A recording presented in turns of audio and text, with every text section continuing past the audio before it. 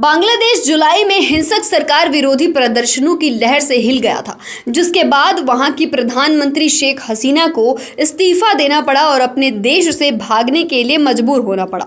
इस समय वह भारत में हैं और दूसरे देश में शरण लेने की तैयारी कर रही हैं।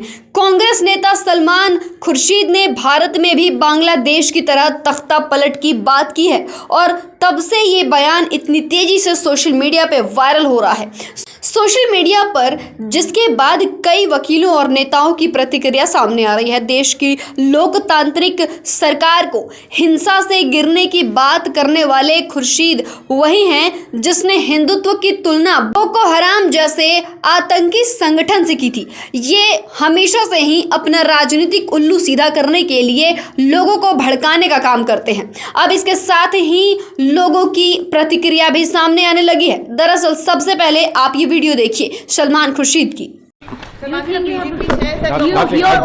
I'll go back.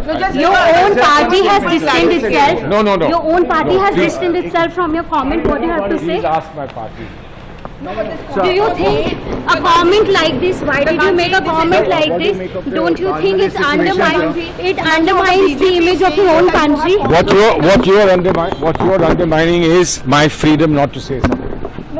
You have to say if you make such a comment in a public platform.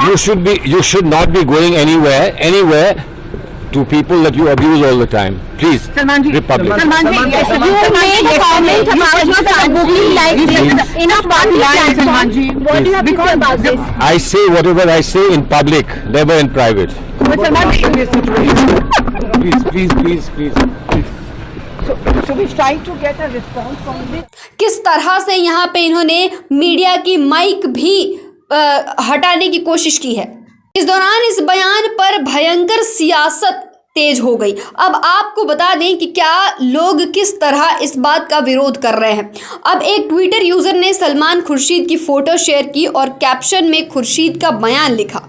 फिर नीचे उन्होंने लिखा, सुनो सलमान खुर्शीद, किसी गलत फहमी में मत रहना। अगर इस बार भारत की अखंडता से छेड़छाड़ हुई तो तुम्हारी घर की महिलाएं संतान सुख से वंचित रह जाएंगी।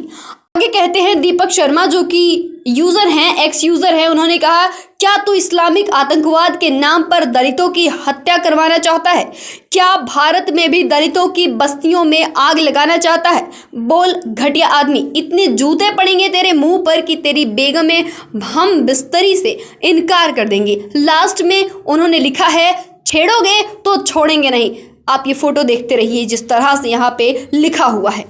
हालांकि संबित पात्रा भी अपने आप को नहीं रोक पाए बोलने से। देखिए क्या कुछ कहा उन्होंने इस वीडियो में। आगजनी होगी, जो बांग्लादेश में हुआ है वो भारत में होगी, इसकी चेतावनी कांग्रेस पार्टी की तरफ से सलमान खुर्शीद जी ने दिया है। और कई दिग्गज जो वहां मौजूद थे, शशि थरूर से लेके अन्य नेता भी वहां मौजूद थे, एक तरह से उनकी स्वीकृति थी, एक तरह से उन्होंने उसका समर्थन किया। आप चिंता करके देखिए, सोच करके देखिए किस प्रकार की सोच कांग्रेस पार्टी की है। आज मुझे याद आता है जब पार्लियामेंट में खड़े होकर राहुल गांधी कहते थे कि इस देश में आग लगेगा, इस देश में दंगे होंगे, इस देश में प्रधानमंत्री जी के ऊपर हमला होगा। तो वो क्यों कहते थे? और जब विदेश यात्रा में राहुल गांधी जाते थे और कई लोगों से चोरी चुपके विदेश में जाकर मिलते थे और भारत के खिलाफ वहां कह के आते थे, तो आज मालूम पड़ रहा है आखिरकार मंशा क्या थी। यह बहुत ही गंभीर विषय है। जब भारत के चारों तरफ बाकी देशों में इस प्रकार की परिस्थिति देखने को मिल रहा है, कांग्रेस पार्टी जो देश का आज मुख्य विपक्ष है वह भी यही चाह रही है। चुनाव में जीत नहीं पा रहे हैं, तो चुनाव में जीत नहीं पाने के कारण अपना खीज बैक गेट से इस प्रकार की अराजकता को फैला करके हिंदुस्तान को बर्बादी की ओर लेने की कोशिश जो कांग्रेस पार्टी की है वो आज जनता के सामने उजागर हो चुकी है। भारत विकास के पथ पर आगे बढ़ रहा है और निरंतर मोदी जी के नेतृत्व में विकास। कांग्रेस नेता सलमान खुर्शीद के बयान पर केंद्रीय मंत्री गिरिराज सिंह ने कहा, दुर्भाग्य है इस देश का कि विपक्ष है जो वोट के लिए टुकड़े टुकड़े गैंग की भूमिका निभा रहा है। देखिए ये पूरी वीडियो। मैं ये है इस देश का जो विपक्ष है वो वोट के खातिर टुकड़े टुकड़े गैंग की भूमिका निभा रहा है। मैं फिलिस्तीनी का जब मामला आया था, हम लोगों ने तो समर्थन किया था कि फिलिस्तीनी का पहले ही से भारत समर्थन करता है, लेकिन जिस ढंग से पूरे देश में और ये टुकड़े टुकड़े गैंग इसको एक इशू बनाने की कोशिश की थी, आज बांग्लादेश में हिंदुओं के साथ अत्याचार हुआ। कल मनीष तिवारी जी बोले, लेकिन एक बार भी हिंदुओं को लेकर के नहीं बोला कुछ। मैंने कहा भी कि कम से कम हिंदुओं पे हो रहे अत्याचार पर भी तो बोलो, लेकिन नहीं बोला। आज अगर सलमान खुर्शीद के विषय में आप कह रहे हो कि उन्होंने कहा कि भारत भी हो सकता है, भूले नहीं, ये भारत है, गणतंत्र की जननी है, लोकतंत्र की सबसे बड़ी ताकत है। ये थ्रेट ना दें।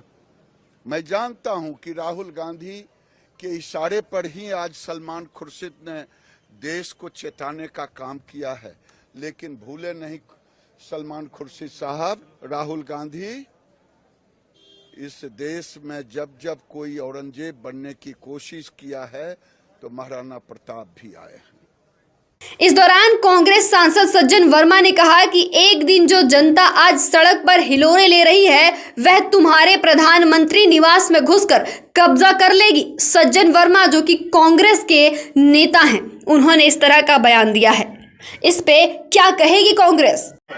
मैं तो सिर्फ इतनी बात कहना चाहता हूँ, 2 दिन से टीवी पे आप देख रहे हो, बांग्लादेश की जनता शेख हसीना की गलत नीतियों की वजह से, बांग्लादेश की सरकार की गलत नीतियों की वजह से कल प्रधानमंत्री आवास में घुस गई, राष्ट्रपति भवन में घुस गई। याद रखना नरेंद्र मोदी जी, एक दिन ये जनता जितने सड़क पे हिलोरे ले रही है, एक दिन तुम्हारी गलत नीतियों से तुम्हारे प्रधानमंत्री निवास में घुस जाएगी, कब्जा कर लेगी। अभी श्रीलंका में हुआ, पहले श्रीलंका में जनता प्रधानमंत्री के घर में घुसी, अब बांग्लादेश में घुसी। अब भारत का नंबर है, तो साथियों मैं अनुरोध करता हूं,